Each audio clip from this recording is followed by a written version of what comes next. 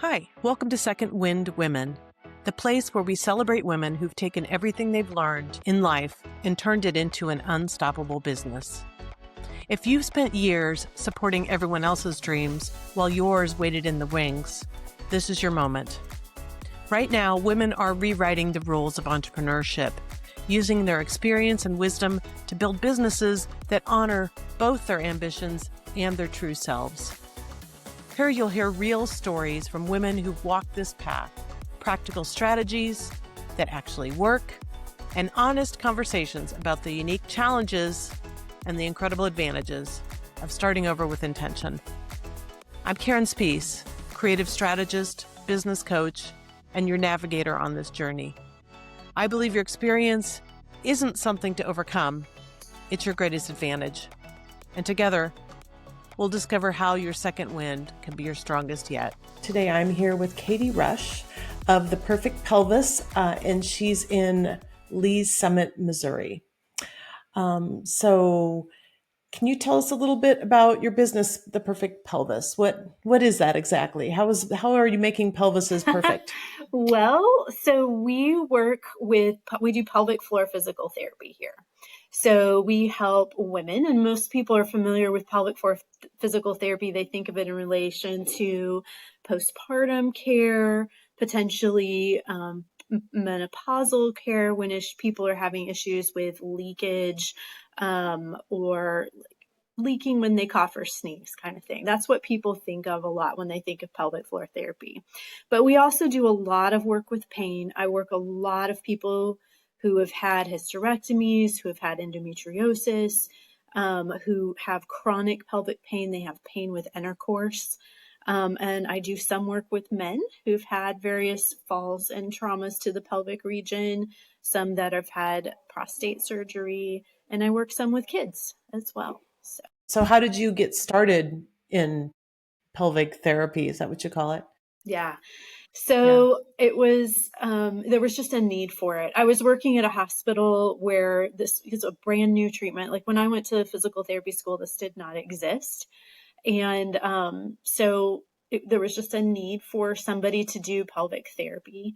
And so my boss asked me to take over, and I didn't want to, because when you do the training for it, you're going into a room with 40 other people and you're doing pelvic treatments and vaginal exams on each other, and there's no privacy. And I was not super comfortable with that. But I went ahead and did it. I thought I'll never see these people again. It's okay. And I was really glad I did. I was glad I learned so much about the pelvic floor, and then it made it possible for me to really make a difference in people's lives. And is this something that is just in private practice, or is this offered in like hospitals and such too? Typically, hospitals will offer it as well. Yeah. Oh, okay. There just may be limited availability. Right. So was this just a part of your career path, or was this like you were doing, you moved into so I guess you were in physical therapy a while and then you became a pelvic therapist, right? That is correct. Yeah. And even once I became a pelvic therapist, I was doing a little bit of both. Again, in the hospital, there was multiple different types of treatments that needed to be done, and they just sent me wherever I was needed. So I moved around a lot. I was always doing some pelvic therapy.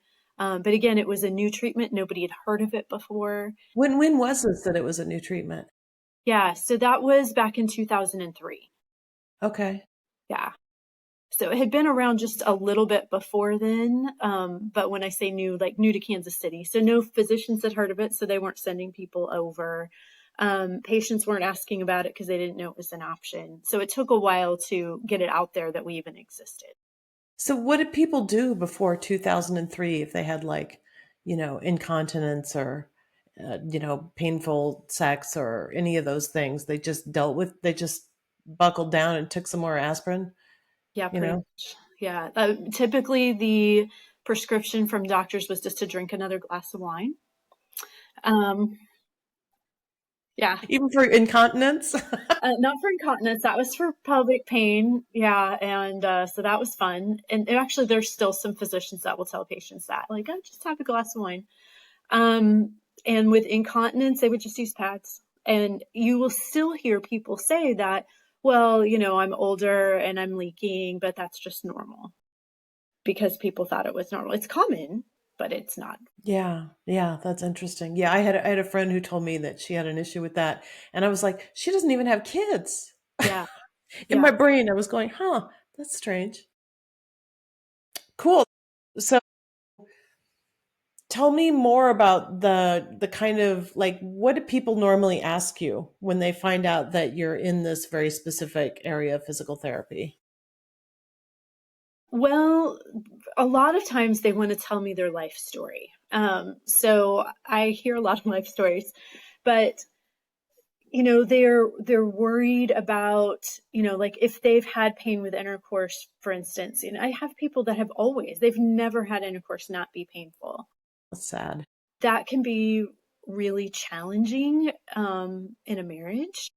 Or if you're wanting to have a relationship of any sort, that can be a huge challenge. And so women in that situation will often either avoid intercourse, or they just kind of suck it up and then they just hurt, which makes them not want to. So they find every sort of reason they can to be like, well, not tonight, I'm tired, or, Headache. Yeah. yeah. Hmm. But there are many women that won't communicate that with their spouse. And again, it makes for a huge challenge. So they want to talk to me about that and let me and ask, what is it you do? What can you do? They're worried about it being an invasive treatment sometimes. And it is. We're working on pelvic floor muscles, and the only way to get to it really is either vaginally or rectally. And so that can be scary for some people, but it's so, so helpful. It just makes such a huge difference. Wow. So what do you think about Kegels? I think they're great. I recommend them a lot for the right person. Um, but I do think they're over recommended. So I would say about half the people that come to me that are having issues with incontinence, everybody, the first thing they think is, oh my gosh, my muscles are weak and I need to do Kegels. That's the first thought everybody has. But about half the people, it's not that. It's that the muscles are too tight and just aren't working well in a full range of motion. And so if you just do Kegels, or if you go into the doctor's office and you sit on the chair that does like 100 Kegels a second or something like that, it will just make it way worse. And then people don't understand. They're like, well, I tried Kegels and it didn't help. So I don't know what to do now. Um, Right. and the reality is that it wasn't personalized treatment, and it didn't. I see. Yeah. Is there anything that people can do? I mean, outside of Kegels, because I know you're talking about like this basically like hammock of muscle, right, at the bottom of the pelvis. Is there anything that people can do to help tone or strengthen that besides pelvic? I mean, what could a person do, kind of DIY that would help that situation? Well, the only exercise that's really targeted to the pelvic floor is the Kegel exercise. But that being said, those muscles are supported by a lot of surrounding muscles. And sometimes the weakness in the pelvic floor is because it doesn't have any good supports to pull against, or right? So pelvic floor muscles attach to your abdominal muscles via connective tissue. So if somebody comes in and they have very weak abdominal muscles, or maybe they've had a baby and they have diastasis recti, which is a gap between that abdominal muscle, um, they're not going to have good support for their pelvic floor, and they're way more likely to have leakage. And they can do Kegels till the cows come home, but until they address that abdominal muscle, they're not going to have the results they want. Right. So we do spend time working on those surrounding muscles. I mentioned abs just because they're often weak on a lot of people, especially post pregnancy, but also a lot of the hip muscles provide support. We do a lot of work on posture because I see some people that maybe their muscles on their pelvic floor are tight on their right side and they drive all day, right? And so they're using that right side, or maybe they always lean to the right side, or they're always holding their kids on one hip, or something where they're only using one side of the body, and that's part of the issue. So we work on posture and then changing how we complete tasks throughout the day. I had no idea. I thought it was just very localized. That's really interesting. Yeah. Wow. Yeah. Cool. Learn something new every day. I mean, I guess, right? Another good reason to do some sit-ups or at least leg lifts, right? Yeah. Um, what what inspired you to go off and make your own practice, um, right? To start the Perfect Pelvis itself instead of working in a clinic or a hospital. So I've been in the hospital, and there was a lot of benefits to being there. I had a wonderful boss. I just loved her. But pelvic floor therapy was not as much of a priority in the hospital.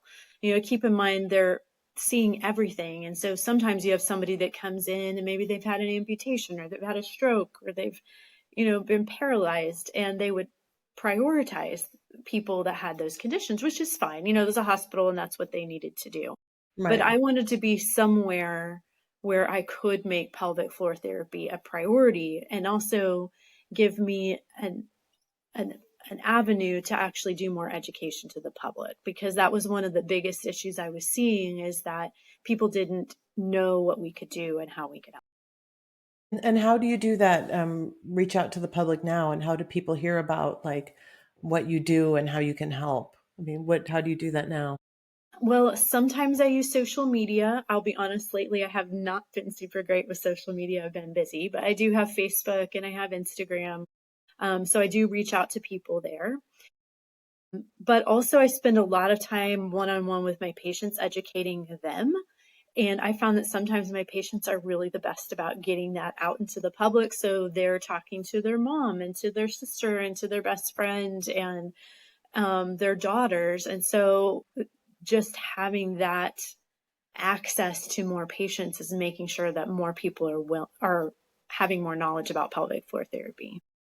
Right, right. So how would people know if you were the right person to reach out to? In and in what situations? You know what I'm I, saying? Yeah, so I always feel that somebody after they have a baby, it's always good to check and see. Now, there are some people that go through an entire pregnancy, they have a baby and they're fine. Like they, really don't have too many Like issues. people in their 20s? It really is not age dependent. Really? Not at Huh. all. It really has nothing to do with age. Honestly, if you're in your 20s, you're actually a little bit more likely to have the issues with diastasis recti. So, yeah, actually being younger is kind of a con in that particular instance. So yeah, it really doesn't make any difference with age, but I really think most people would benefit from at least a check. You come in, you go to your doctor 6 weeks after you have a baby, and they basically are telling you, nope, everything's healing, you don't have an infection. Sometimes physicians check a little bit more than that, but most of them do not. So if you come into pelvic floor therapy, then we can actually check all the muscles out. Yes, you have normal range of motion. Yes, you have good strength. You would be okay to go back to running. Maybe you're not okay to go back to running. Um, so these are the steps you need to take to be ready to do your CrossFit or to do your running or to lift off the ground your 50-pound toddler, Right, right. So are there doctors there in Lee Summit that refer people to you, or that you have like a cross referral relationship with? Like you're like, I know this doctor, he's really great, or is it really just word of mouth through your patients? I do. I have a list of patients, or a list of physicians that I have a few family practice doctors that send me people. I have a really good relationship with a doctor in a GI office here, and she's wonderful at what she does. And so I just love it that she sends me people, and then I send people to her that need any GI work as So well. how long have you had your private practice? About 8 years. Oh, wow. Yeah. Okay. Yeah. Wow. That's a long time. That's great. That's cool.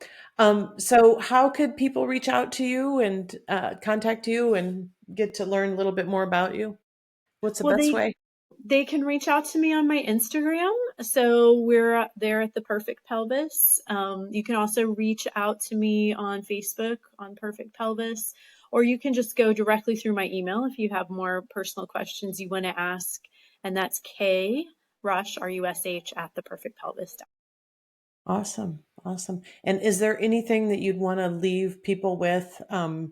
Like your rah-rah mission statement about pelvic health, or is there anything you'd want to like say at the end to be like, this is what I want you to remember? So much to do. Yeah.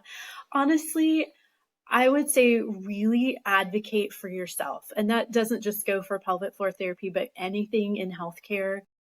We don't get much time with physicians anymore. And so that doesn't give a physician very much time to really figure out what's going on with you. And you may go in for an appointment and they're dealing with your cholesterol and your blood pressure and, weight or all those other different things, where you may also have something with pelvic floor, and that may help you be able to work on some of these other things that you're wanting to do, help you be able to participate in exercise like you'd like to. So just make sure that you advocate for yourself when you go in, and ask for pelvic floor therapy if you feel like you need it. And maybe you're not sure if you need it. You can come in if you want to. We'll do a screening for you, and that's something that you could take into your physician. Or you can ask the physician to send you, we can do one visit and see if that's, just check everything out and make sure everything's good if you want to. Fantastic. Fantastic. Thanks so much for joining us. And I really hope that more people learn about pelvic floor therapy, because like I had a friend many years ago who started probably around the same time as you, but besides her, I've never heard of another pelvic floor therapist. Yeah. So We're out there. kudos. Awesome. Awesome. Thank Thank you. you so much. Thanks for joining us on Second Wind Women. I hope today's conversation sparked something for your own journey. This podcast is one way I support women who are stepping into entrepreneurship. In my work, I help entrepreneurs shape businesses that not only grow, but also feel good to run, the kind that fit your life instead of taking it over. If you're building something and want a little more clarity, structure, or strategy, you can find out more about how I work with entrepreneurs at secondwindwomen.com. Until next time, keep breathing life into that second wind. It might just carry you further than you think. Thanks.